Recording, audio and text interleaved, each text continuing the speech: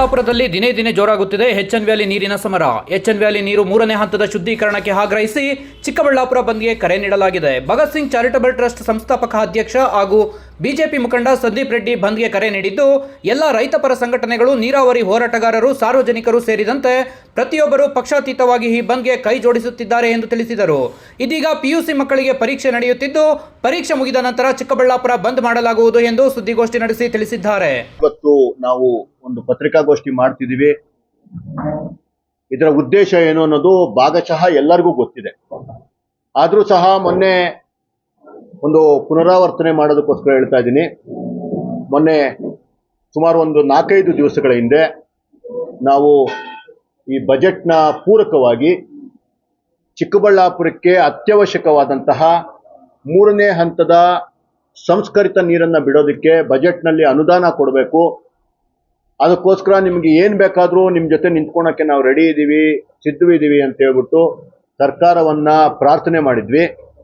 ಅದೇ ರೀತಿ ಅಕಸ್ಮಾತ್ ಏನಾದರೂ ಅನುದಾನ ಕೊಟ್ಟಿಲ್ಲ ಅಂತಂದರೆ, ನಮ್ಮ ಚಿಕ್ಕಬಳ್ಳಾಪುರದ ಬಗ್ಗೆ, ಈ 3ನೇ ಹಂತದ ಶುದ್ಧೀಕರಣದ ಬಗ್ಗೆ ಗಮನ ಕೊಟ್ಟಿಲ್ಲ ಅಂತಂದರೆ ಬಜೆಟಲ್ಲಿ, ಚಿಕ್ಕಬಳ್ಳಾಪುರದ ಇಡೀ ಜನತೆ ಹೋರಾಟಕ್ಕೆ ಸಿದ್ಧವಿದೆ. ಅದಕ್ಕೆ ನೀವು ಸಿದ್ಧವಾಗಿರಿ ಅಂತೇಳಿ ಸರ್ಕಾರಕ್ಕೆ ಎಚ್ಚರಿಕೆಯನ್ನು ಸಹ ಕೊಟ್ಟಿದ್ದು ಎಲ್ಲರಿಗೂ ಗೊತ್ತಿರುವಂತಹ ವಿಷಯ.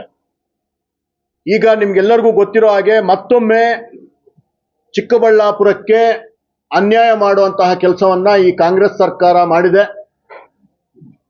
ಇಡೀ ಚಿಕ್ಕಬಳ್ಳಾಪುರ ಜನತೆಗೆ ವಿಷ ಕುಡಿಸುತ್ತಿರುವಂತಹ ಈ ಸರ್ಕಾರಗಳು ಮತ್ತೊಮ್ಮೆ ತಮ್ಮ ಕಿವುಡು ಜಾಣ ಕುರುಡುತನವನ್ನ, ಜಾಣ ಮೌನವನ್ನ ಪ್ರದರ್ಶನ ಮಾಡಿದೆ.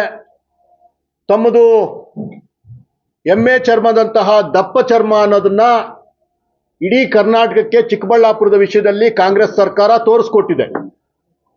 ಅವತ್ತು ಸಹ ನಾವು ನೇರವಾಗಿ ನನ್ನ ಚಿಕ್ಕಬಳ್ಳಾಪುರದ ಜನತೆಯ ಪ್ರತಿನಿಧಿಯಾಗಿರುವಂತಹ ಶಾಸಕ ಪ್ರದೀಪ್ ಈಶ್ವರ್ ಅವರನ್ನೇ ಗುರಿಯಾಗಿಸಿ ಈ ಪತ್ರಿಕಾಗೋಷ್ಠಿಯನ್ನ ಮಾಡಿದ್ವಿ.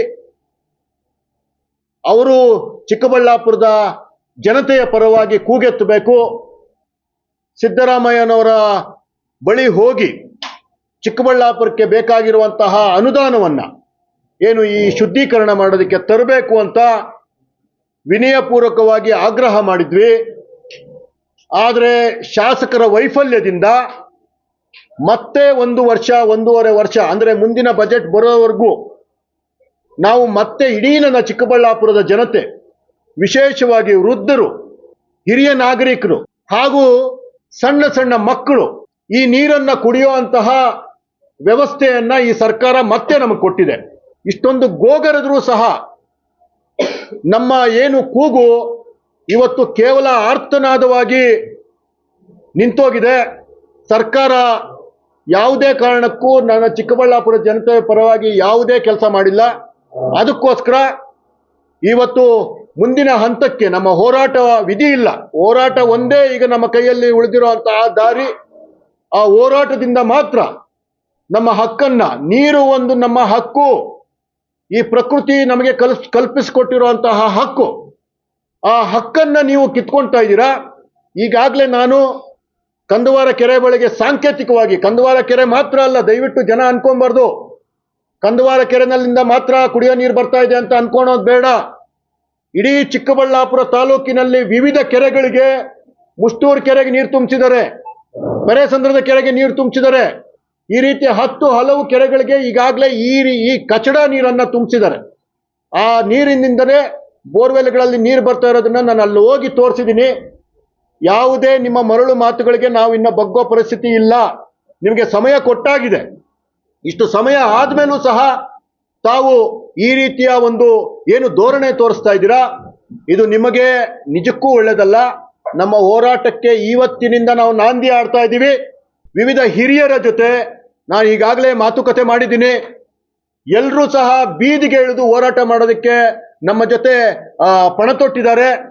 ಯಾವತ್ತು ಮಾಡ್ಬೋದು ಅಂತ ನೋಡಿದಾಗ SLC ಎಕ್ಸಾಮ್ಗಳಿದೆ, PUC ಎಕ್ಸಾಮ್ಗಳಿದೆ, ಅದರ ನಂತರ ಯುಗಾದಿ ಬರ್ತಿದೆ, ರಂಜಾನ್ ಬರ್ತಿದೆ. ಈ ಎಲ್ಲ ಅಂಶಗಳನ್ನು ನಾವು ಗಮನದಲ್ಲಿಟ್ಕೊಂಡು ಮುಂದಿನ ಭಾನುವಾರ ಅಂದರೆ 15ನೇ ತಾರೀಕು, ಮಾರ್ಚ್ 15ನೇ ತಾರೀಕು, ಡೇಟ್ ಸರಿ ಇದೆಯಾ? ಮಾರ್ಚ್ 15ನೇ ತಾರೀಕು ನಾವು ಚಿಕ್ಕಬಳ್ಳಾಪುರ ನಗರವನ್ನ ನಾವೆಲ್ಲರೂ ಸೇರಿ ಬಂದ್ ಮಾಡ್ತೀವಿ. ಸ್ವಯಂ ಘೋಷಿತ ಬಂದ್ ಆಗಿರ್ತದೆ. ಯಾರೋ ಹೋಗಿ ಯಾರೋ ರೌಡಿ ಪುಡಾರಿಗಳ ತರ ನಾವು ಬಾಗಿಲುಗಳನ್ನ ಮುಚ್ಚೋದಾಗ್ಲಿ ಇನ್ನೇನೋ ಕಲ್ಲೊಡೆಯೋದಾಗ್ಲಿ ನಾವು ಮಾಡೋದಿಲ್ಲ.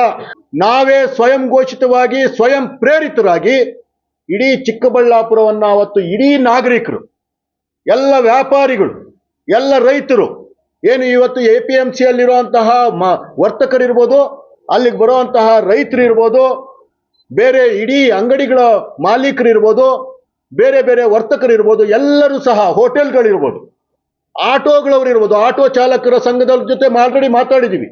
ಟೆಂಪೋಗಳು, ವಿವಿಧ ರೀತಿಯ ಏನೇನು ನಾವು ಕೆಲಸ ಮಾಡ್ತಾ ಇದ್ದೀವಿ ಎಲ್ಲವನ್ನು ಬಂದ್ ಮಾಡೋದ್ರ ಮುಖಾಂತರ ಚಿಕ್ಕಬಳ್ಳಾಪುರದಿಂದ ಈ ಕೆಟ್ಟ ಸರ್ಕಾರವನ್ನ ತೆಗೆಯೋದಕ್ಕೆ ಮೊದಲನೇ ಹೆಜ್ಜೆಯನ್ನ ಇಡ್ತಾ ಇದ್ದೀವಿ. ಪ್ರದೀಪ್ ಈಶ್ವರ್ ಅವರೇ ಇದಕ್ಕೆ ಇವತ್ತು ಏನು ಆ ಕೆಟ್ಟ ಸರ್ಕಾರದ ಒಂದು ಕುಸಿದಕ್ಕೆ, ಆ ಕೆಟ್ಟ ಸರ್ಕಾರವನ್ನ ಕಿತ್ತೊಗೆಯೋದಕ್ಕೆ ಪ್ರದೀಪ್ ಈಶ್ವರ್ ಅವರ ಈ ಭೂಮಿಯಿಂದನೇ ನಾವೆಲ್ಲರೂ ಸೇರಿ ಮಾಡಕ್ ಹೊರಟಿದೀವಿ. ಇದನ್ನ ತಮ್ಮ ಈ ಒಂದು ಏನು ಚಾನೆಲ್ಗಳ ಮುಖಾಂತರ, ತಮ್ಮ ಪತ್ರಿಕಾ ಮಾಧ್ಯಮದ ಮುಖಾಂತರ ಇಡೀ ಜನತೆಗೆ ನಾವು ತಲುಪಿಸುವಂತ ಕೆಲಸ ಇವತ್ತನ್ನ ಮಾಡ್ತಾ ಇದೀವಿ.